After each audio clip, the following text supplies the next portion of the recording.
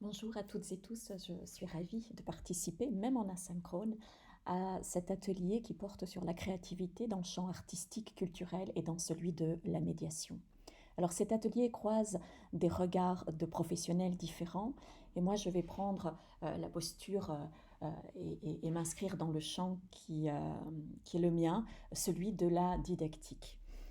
Les didacticiens analysent la relation entre une situation où il se passe quelque chose entre des sujets et les contenus qui sont en jeu. Ces contenus relèvent de savoir, de rapport à, des contenus très très différents, tout ce qui est transmis euh, et appris par les sujets dans ces situations-là. Dans le apprendre, il y a aussi tout ce qui est ressenti, tout ce qui est modifié dans le rapport au monde. Alors aujourd'hui, je vais m'intéresser à des situations de médiation et je vous propose de regarder un petit peu comment ces médiations proposées par des musées très différents finalement pensent l'activité de l'élève visiteur que ces musées accueillent entre différentes postures, entre l'action, la création et la créativité. Alors si on s'intéresse aux outils de la médiation, dans une perspective historique, on se rend compte que la visite scolaire a toujours mobilisé ce que j'appellerais des outils pour rendre l'élève visiteur actif. Euh, Parmi ces outils, hein, l'un d'eux que vous connaissez tous très bien, c'est le livret de visite qui prend diverses dénominations, hein, carnet de visite, carnet d'aventure, album-jeu, guide d'explorateur, en fonction des musées, en fonction des visées de cet outil-là, il change de nom. C'est pas un outil qui a été créé pour les visites scolaires, c'est plutôt un outil qui a été conçu pour accueillir un public qui n'est pas si récent que ça dans les musées que sont les enfants. Accueillir les enfants a toujours été un défi. Et donc, les livrets de visite ont accompagné ce public-là et ils se sont vraiment réadaptés dans le cadre de la visite scolaire. Alors cet outil, il est aussi, j'ai envie de dire, partagé avec l'école, hein, les fameux questionnaires de visite que peuvent organiser les enseignants, soit à partir des contenus qu'ils visent en lien avec les apprentissages scolaires. Parfois, ce sont aussi des questionnaires qui sont travaillés avec les médiateurs ou les services d'accueil du public scolaire dans les musées. Un autre outil est cette fois-ci davantage un espace qui a existé dans les musées dès lors que les musées se sont ouverts aux enfants. Il y a toujours eu un espace réservé, pas toujours, mais depuis qu'on accueille le public scolaire dans les musées, il y a un accueil, un espace, pardon, très souvent réservé aux enfants et au public scolaire. Ce sont les ateliers. Lors de ces ateliers, les élèves vont d'une certaine façon poursuivre l'activité de visite, cette fois-ci en créant quelque chose, en manipulant, en imaginant quelque chose, mais un artefact, un objet avec lequel ils vont pouvoir repartir. La visite scolaire, elle est souvent couplée à un atelier, ça fait partie des formes hein, d'accueil de ce public. Alors il y a aussi, on peut y aller dans les ateliers sans pour autant avoir visité le musée au préalable. Et ces ateliers existent aussi en dehors de la visite scolaire et ils existent en particulier lors des vacances scolaires où on accueille les enfants autour d'activités artistiques et culturelles. Alors, cette activité de l'élève, elle est aussi à présent repensée dans des espaces de manipulation au sein même des expositions, et ça, on l'a vu se développer ces dernières années, notamment avec l'outil numérique qui permet des tas de formes de manipulation, d'ateliers un peu interactifs avec tout public, et en particulier avec un public scolaire.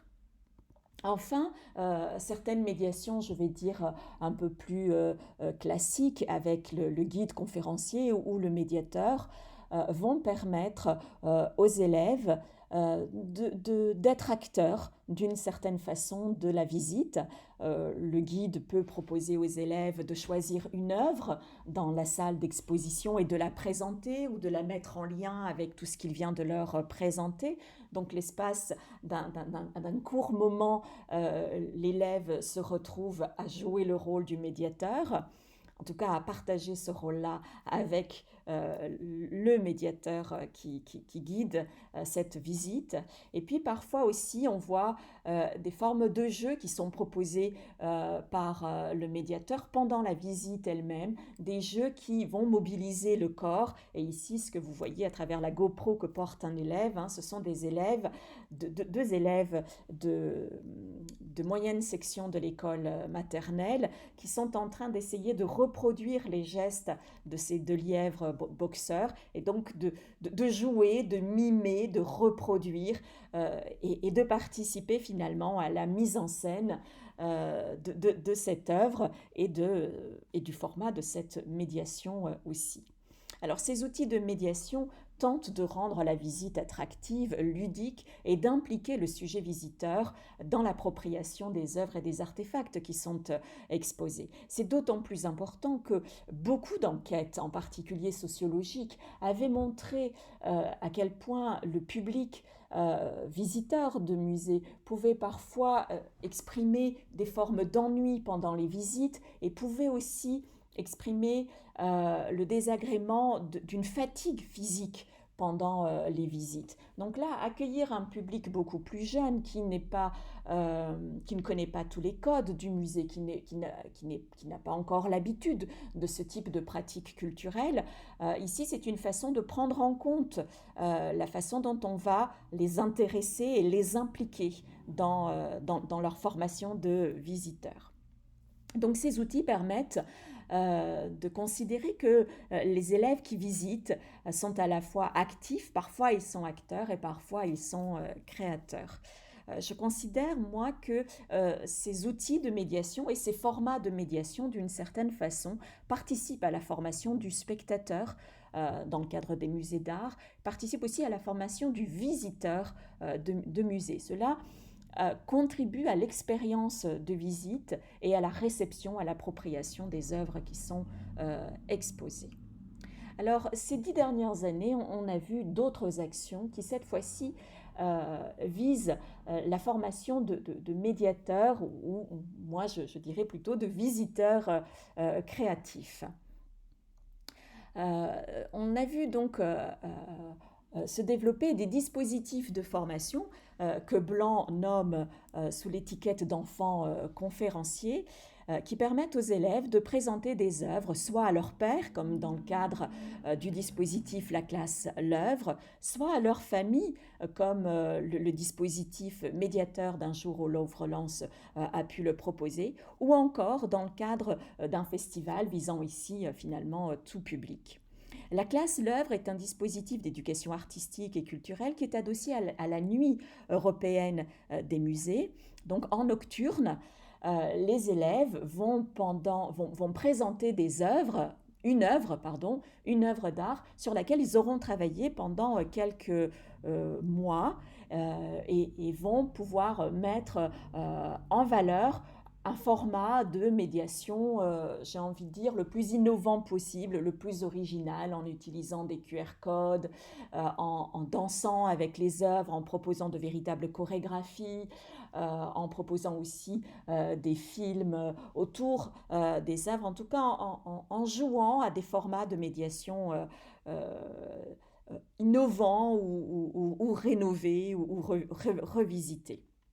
Médiateur d'un jour au Louvre-Lens, l'objectif là était davantage de former des collégiens des collèges qui étaient autour du Louvre-Lens à présenter une œuvre lors d'une soirée qui n'est pas forcément dans le cadre de la Nuit européenne des musées.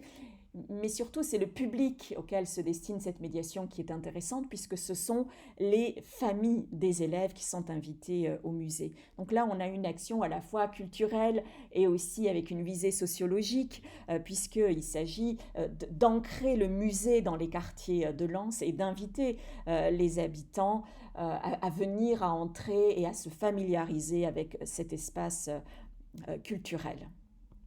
Alors le festival du musée en portable, lui, permet à tout public, y compris depuis 2015, à des scolaires de réaliser des films avec leur téléphone portable, des films de 3 minutes avec un format très très contraint qui porte sur le musée, qui peut porter sur tous les espaces de musée, sur les collections, sur des expositions en cours, sur des activités culturelles proposées par les musées, sur les œuvres, sur une œuvre en particulier, sur les coulisses du musée, voilà.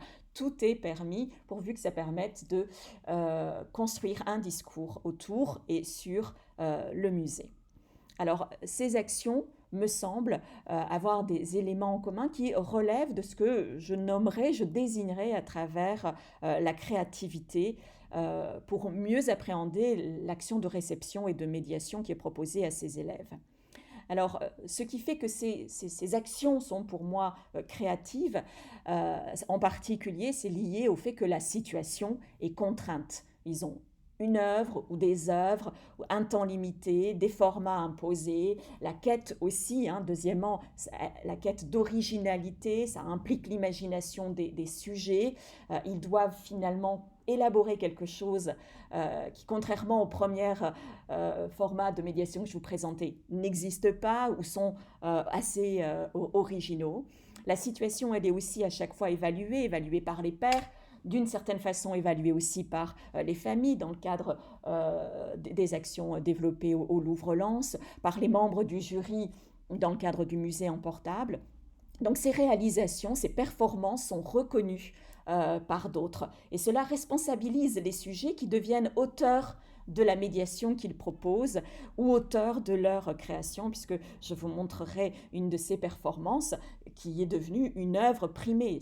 Et du coup, ces élèves deviennent auteurs, mais les auteurs de ces performances deviennent artistes et sont reconnus comme tels. Enfin, la situation transforme pour moi le sujet visiteur en médiateur, les place dans cette situation-là, ce qui modifie leur rapport aux œuvres, leur rapport au musée au sens large, à tous les musées, et qui permet une autre appropriation des œuvres et des espaces culturels.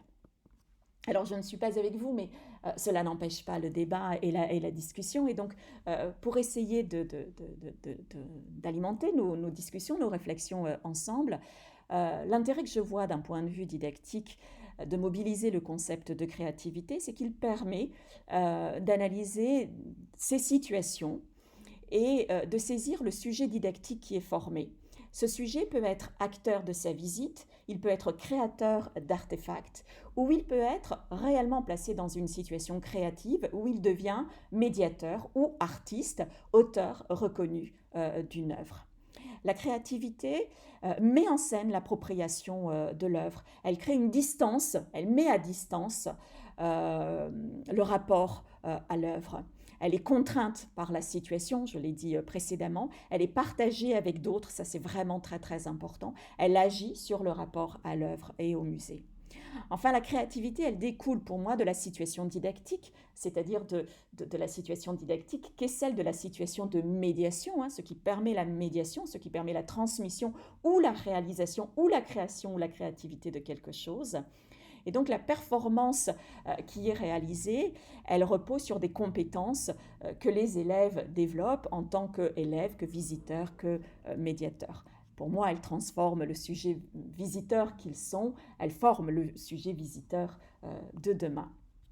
Voilà, alors je vous laisse avec une œuvre d'une étudiante du master expographie muséographie de l'université d'Artois.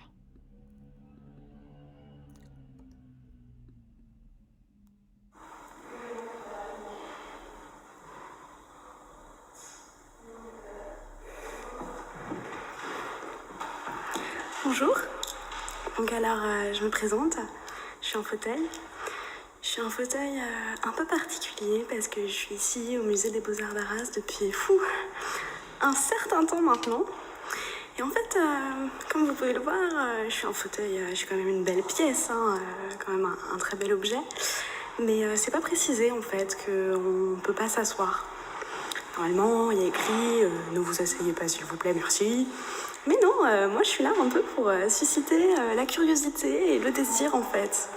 Le désir du visiteur, mais aussi le désir du surveillant de salle qui me regarde toute la journée et qui me voit là, installée, qui bénéficie du soleil par moments. Et je suis vraiment là pour qu'il ait envie de s'asseoir. Mais il n'est pas trop sûr parce que je suis quand même une œuvre d'art. Alors, est-ce qu'il a le droit de s'asseoir ou pas? Voilà, je pense que mon rôle ici, c'est vraiment ça. C'est vraiment susciter la curiosité et le désir. Vous voyez, on a envie de poser la main sur mon accoudoir, puis sur l'autre, d'installer un délicieux fessier sur mon coussin assez confortable, de poser son dos et de se laisser aller contre le dossier de mon dossier. Et je suis là pour ça, en fait. Mais sauf que les gens essayent, ils commencent à me toucher, à s'installer, mais ils ont trop peur. Peur qu'un surveillant de salle arrive et leur dise vous pouvez pas vous asseoir là. Alors ils se redressent très vite dès qu'ils entendent un bruit de pas ou encore ne serait-ce que le bruissement du vent qui rentre par la fenêtre à côté de moi. Ils se redressent et ils me quittent. Alors, je suis seule ici à interroger et à aiguiser le désir et la curiosité. Mais est-ce qu'on peut vraiment s'asseoir? Est-ce qu'on peut ne pas s'asseoir? Est-ce que quelque part je ne suis pas fait pour m'asseoir? Et ce que j'aimerais dire, c'est que s'asseoir ou ne pas s'asseoir, c'est ça la vraie question.